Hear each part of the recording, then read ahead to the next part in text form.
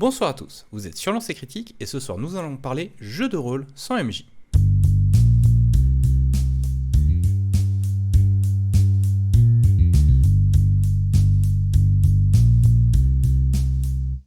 Bien que la pratique ne soit pas nouvelle, elle est encore plutôt méconnue. Nous avions déjà survolé le sujet lors des épisodes sur le jeu alternatif, mais ce soir on va essayer de creuser un petit peu plus pour expliquer comment ça marche et pour se faire une meilleure idée de ce que ce type de jeu a à proposer. Déjà, comment ça fonctionne ?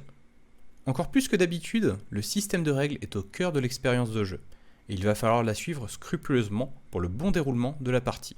Il existe de très nombreux jeux proposant des mécaniques différentes, mais on retrouve généralement l'un de ces grands axes, le jeu et le MJ. Reposant souvent sur des systèmes de cartes ou des systèmes de tables aléatoires, la narration va être guidée par les outils de jeu. Par exemple, dans le jeu Icarus, où les joueurs interprètent des notables essayant de sauver une ville au bord de l'effondrement, chacun leur tour, les joueurs vont piocher une carte pour les guider. Par exemple, une ressource précieuse couramment utilisée au sein de la ville a complètement disparu. De quoi s'agit-il ? À quoi servait-elle ? Que font les citoyens pour mettre la main sur le peu qu'il reste ? Dans cette situation, le joueur n'a que son imagination pour répondre. La carte dirige la narration, mais c'est aux joueurs, par leurs actions, de les rendre aussi intéressantes que possible. Les rôles tournants. Nous sommes là sur une mécanique qui est un peu à la croisée des chemins entre le jeu de rôle sans MJ et le jeu de rôle traditionnel. Dans cette situation, un des joueurs va être le MJ, un ou plusieurs autres seront joueurs, et les derniers seront des observateurs. Ceux dans ce rôle vont généralement aider le MJ ou les joueurs dans leur narration, mais sans avoir la capacité d'agir. Au final, nous sommes sur un format plutôt classique, un MJ, un ou plusieurs PJ, et il n'y a que ce troisième rôle qui nous sort de nos habitudes. Sauf que ces rôles vont être sujets à changer au cours de la partie. Par exemple, dans Lovecraftesque, un jeu où l'on va raconter une histoire d'horreur dans le style d'H.P. Lovecraft, il n'y aura qu'un personnage joueur que l'on va appeler le témoin. À la table, nous aurons un MJ qui va établir une scène, un PJ qui va jouer le témoin dans cette scène, et les observateurs qui vont interpréter les PNJ ou donner des détails d'ambiance pour aider le MJ. Cependant, à la fin de chaque scène, les rôles vont changer. Par exemple, sur une table à 3 joueurs, à la fin de la scène, le MJ va devenir observateur, le PJ devenir MJ, et finalement, l'observateur va devenir le témoin. Ce genre de mécanique crée une forte dynamique à la table, car on ne sait pas dans quelle direction le prochain joueur qui a la parole va aller. Tous MJ. Dans ce cas, c'est à la majorité des joueurs de définir les scènes qu'ils souhaiteraient voir et la façon dont ils veulent les mettre en place. Par exemple, dans Perdu sous la pluie, un jeu où les joueurs interprètent des enfants perdus sous la pluie qui sont emportés par les sirènes de l'orage, chaque tour, l'histoire va se concentrer sur le personnage d'un des joueurs et tous les autres à la table joueront l'adversité et seront collaborativement MJ pour ce joueur. Ce système donne souvent la part belle au roleplay, mettant en avant les relations sociales entre les personnages. À présent, parlons un petit peu de ce que ce genre de jeu a à offrir. Avant toute chose, je vous rappelle qu'il existe de très nombreux jeux, donc les avantages et les inconvénients dont je vais vous parler maintenant ne sont pas vrais pour tous, mais vous pourrez les retrouver dans bon nombre d'entre eux. Un format de jeu différent. Il est généralement conseillé pour le jeu de rôle traditionnel d'être 4 ou plus, un maître de jeu et au moins 3 joueurs. C'est un format très ouvert et j'ai déjà vu des parties de Donjons et Dragons à 8 joueurs plus un MJ. Les jeux sans MJ ont plutôt tendance à aller dans l'autre direction, pouvant accueillir généralement jusqu'à 5 joueurs maximum, mais pouvant descendre jusqu'à un seul joueur, devenant ainsi un jeu solo. Le temps des parties est également mieux défini. Sur une partie traditionnelle, à quelques exceptions près, on ne sait jamais trop quand ça va finir. Je suis le premier à étendre sur 4 séances un scénario prévu pour 2 heures. A l'inverse, le cadre de jeu sans MJ étant plus structuré, il donne une durée plus juste d'une partie, au moins que ce dernier n'offre directement la possibilité aux joueurs de terminer la partie quand ils le désirent. Par contre, ce format est rarement adapté aux jeux en campagne et sera plus orienté pour du one-shot. Facile pour débuter. Le côté très proche des règles et les aides de jeu qui vont avec se rapproche du jeu de société et rend l'expérience plus facile à appréhender pour de nouveaux joueurs, même si ces derniers sont habituellement hermétiques au jeu de rôle. Au final, il n'y a besoin que d'un peu d'imagination pour pouvoir faire une partie et s'amuser. Les jeux à rôle tournant permettant également de se faire une première expérience en tant que maître de jeu, rendant l'expérience beaucoup moins intimidante, car il n'y a pas de préparation à faire et le rôle est partagé. Bien sûr, ce cadre un peu dirigiste peut rebuter certains joueurs tant l'expérience est différente de ce dont ils ont l'habitude de jouer. Des mécaniques plutôt que des univers. C'est quelque chose que l'on retrouve dans beaucoup de jeux sans MJ. La mécanique et le but du jeu sont clairement définis par les règles, mais ça va être aux joueurs de définir le cadre du jeu. Époque moderne très réaliste, médiéval fantastique bourré de magie, futuriste transhumanisme, univers totalement différent rempli d'hommes jasmin, le jeu va se concentrer sur l'expérience qu'il propose, et les joueurs seront libres de le transposer dans l'univers qui leur plaît. D'ailleurs, si vous aimez les univers riches, rien ne vous empêche de transposer ces jeux dans un univers d'un autre jeu de rôle que vous connaissez et qui vous plaît. Des jeux plus orientés. Souvent, les jeux sans MJ vont vous proposer des expériences de jeu différentes, plus ciblées. L'intérêt va vraiment être de mettre en avant la mécanique qui nous intéresse afin de faire ressortir un type de partie. Nous ne sommes pas du tout sur un système simulationniste, le but va être de créer une bonne histoire. D'ailleurs, plusieurs de ces jeux intègrent un côté compétitif, les joueurs étant d'une certaine façon opposés les uns aux autres, ce qui peut être plus difficile à mettre en place sur une table classique. En contrepartie, ce type de jeu très ciblé peut nuire un peu à la rejouabilité. Une préparation facile. C'est un des gros avantages de ce type de jeu. La plupart d'entre eux n'ont pas besoin de préparation et encore moins de scénario. Connaître les règles suffit pour pouvoir jouer immédiatement, et c'est pour ça que j'ai presque toujours sur moi un jeu sans MJ pour pouvoir faire une partie sur le pouce. Notez cependant que vous aurez souvent besoin de matériel spécifique, comme les cartes, des papiers pour noter et tout ce dont le jeu a besoin pour fonctionner. À présent, on rejoint mon panel d'experts pour qu'ils nous donnent leurs avis sur les jeux sans MJ. Et bonsoir à tous. Alors vraiment, je tiens à préciser tout de suite, j'ai pris le meilleur panel d'experts qui était disponible à proximité de chez moi. C'est déjà pas mal. Et je Au moins, Jordan. pense que vraiment pour illustrer au mieux ce que je veux dire par là, je vais vous poser tout de suite une question avant même que vous ayez eu le temps de dire bonjour. Bonjour. Bonjour. Bonjour. Ceux qui ont déjà fait des jeux sans MJ, levez la main. Hey, c'est pas mal, hein? Non, merci à tous d'être là. Bonsoir tout le monde. Bonsoir tout le monde. Bonsoir. Bonsoir. Et on va commencer par Mademoiselle 608. Donc, toi, tu as déjà fait du jeu de rôle sans MJ. Est-ce que tu as apprécié l'expérience et si oui, sur quel point en particulier t'as plu et ou déplu? Alors, le jeu auquel j'ai joué, c'est Les Larmes du Soleil de Simon Lee, qui était vraiment, enfin, c'est une expérience, c'est très intéressant. Vraiment, on dépasse le jeu de rôle juste pour ce qu'il est et on va vraiment chercher plus loin dans la pure imagination, dans le pur voilà. Et c'était très intéressant parce que on en sort toujours un peu grandi de cette expérience. On apprend des choses en fait sur soi-même, sur les autres, et c'est très très bien de pas avoir justement la contrainte d'un maître du jeu qui est là pour cadrer. Là, le but c'est justement de décadrer et c'est super amusant et à la fois c'est vraiment flippant. Et c'est ça aussi qui est le point, je dirais pas négatif, mais du coup à surmonter, c'est le fait que il faut lâcher prise. Il faut lâcher prise parce que c'est un jeu en fait où la narration est partagée, et qui dit partage dit que on peut dire une chose mais la personne suivante qui va reprendre la narration va peut-être aller pas du tout dans le sens dans lequel on veut aller, et ça peut être très perturbant si on n'a pas le lâcher prise. Ok, il fait pas ce que je veux, je m'en fous. Voilà. Et vas-y, continue, fais-moi voyager, fais-moi rêver. Mais ça, c'est, voilà, faut du lâcher prise et c'est un peu difficile. Mais on s'y fait et voilà, c'est très sympa. Alors, monsieur Pierre, est-ce que le format sans MJ est un format qui t'intéresse? Est-ce que ça te rend curieux? Et si oui, sur quel aspect en particulier ça te titille l'imagination? Alors, c'est un genre de jeu que j'aimerais bien essayer un jour. Ne serait-ce que par curiosité. J'ai d'ailleurs acheté un jeu de rôle sans MJ dont on parlera un peu plus tard, je pense. Si j'ai l'occasion de tester, je testerai. Mais je pense que plus que tout autre jeu, il faut jouer avec des joueurs qui sont vraiment prêts à s'habituer à quelque chose de différent. Alors du coup, moi j'ai joué à deux jeux de rôle sans MJ.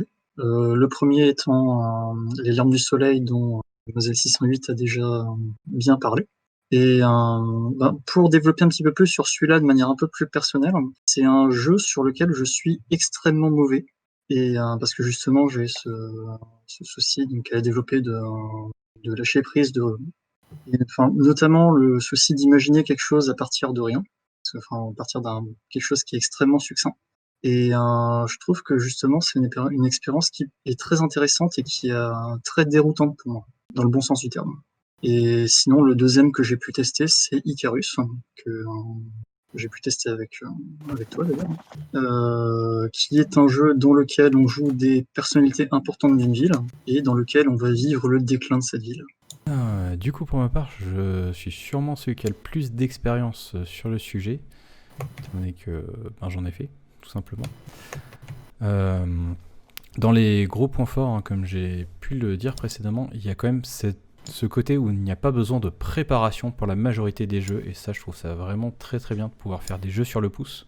Et il y a aussi tout ce côté où les jeux vont chercher à te proposer une expérience très différente, très ciblée, et au final on sort complètement des codes de on va essayer d'avoir un truc très simulationniste, très carré. Non, on veut que tu vives ça. Et tu vas le vivre, et ça va être bien ou pas, mais c'est pas grave. En tout cas, il n'y a pas on va dire, de tromperie sur la marchandise, tu sais où tu vas dès le début.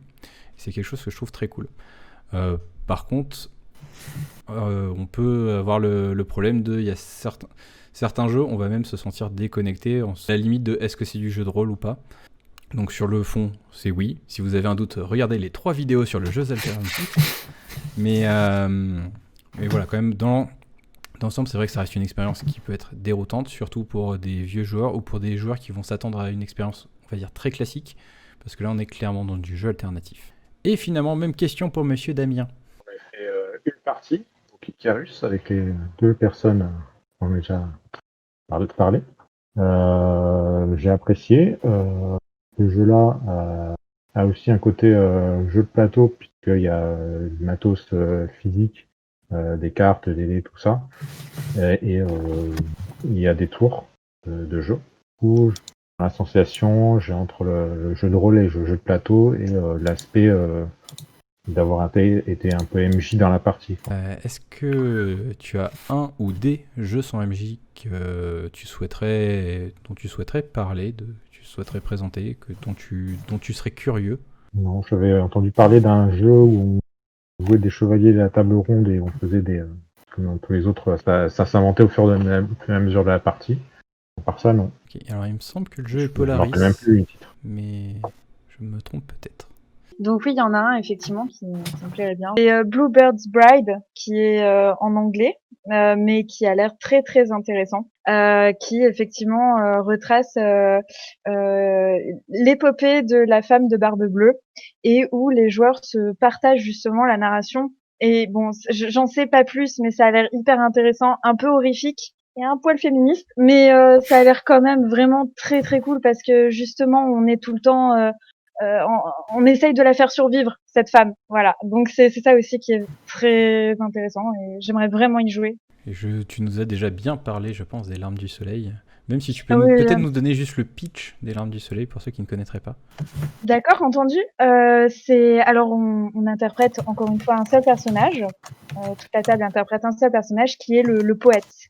Le poète d'un village à définir, qui est en perdition, ce village, et le poète part à l'aventure pour essayer de trouver une solution. Alors, au début, il y a la concertation pour savoir quel est le problème du village, où est-ce qu'il se trouve, qu'est-ce que c'est, qui est le poète, est-ce que c'est un humain, est-ce que c'est un animal, ça peut être ce qu'on veut en fait. C'est à définir au début. Et enfin, on part à l'aventure. Donc il y a quand même ce concept d'épopée, de voyage initiatique, de recherche, et on met sur la table une rune. Alors c'est des petites cartes avec des symboles dessus, et tout le monde doit écrire 2 mots que lui évoque cette rune. Ça peut être n'importe quoi, vraiment. Et en fait, la narration va se faire en mélangeant tous ces mots-là. Et donc c'est très très intéressant, et du coup on peut jamais vraiment savoir où est-ce qu'on va au début. C'est au hasard. Et d'ailleurs, faut lâcher prise. Il faut se dire, allez, on y va et on verra ce qui se passe. Et c'est très intéressant pour ça. Vampire City, ou Vampire City plutôt, si j'essaye de prendre un accent anglais. Le jeu de base coûtait 25 € et maintenant il le brade à 15 €. Donc à ce prix-là, je pense que ça peut ne pas être inintéressant d'essayer. Moi personnellement, je ne l'ai pas encore, j'ai pas encore fini de le potasser.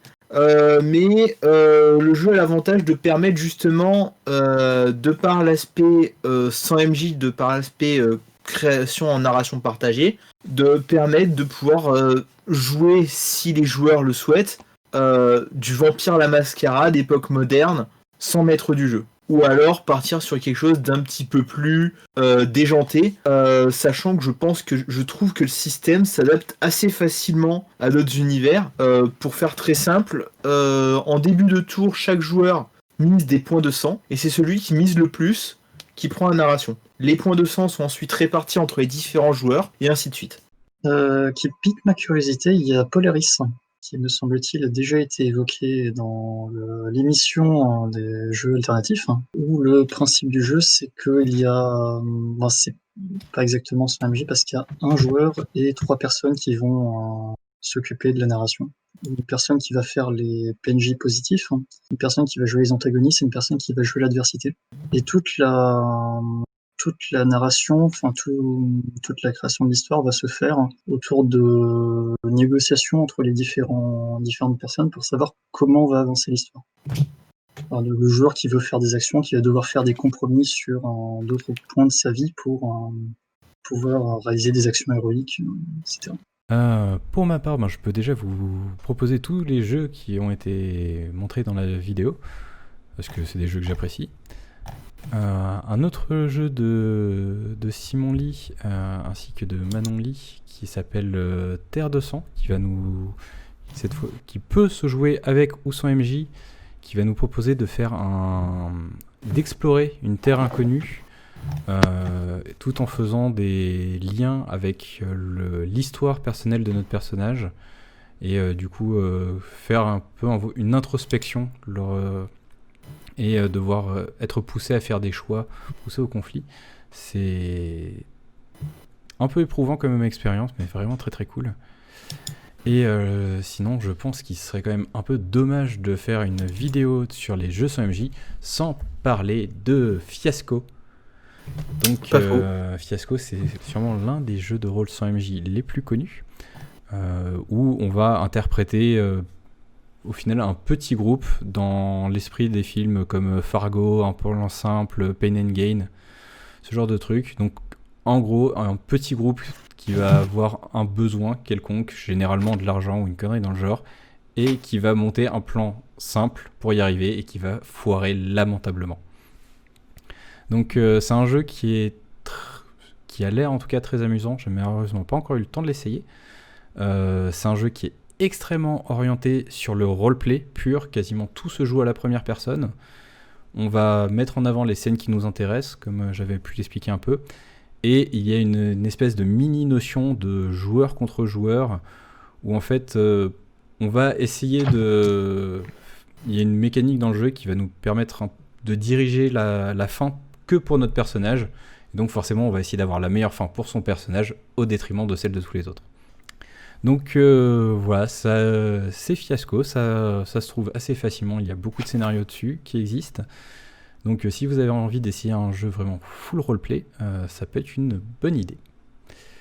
Sur ces bons mots, je vous dis à la prochaine pour un prochain atelier jeu de rôle. Tout de suite. Ciao. Bye bye. Ciao.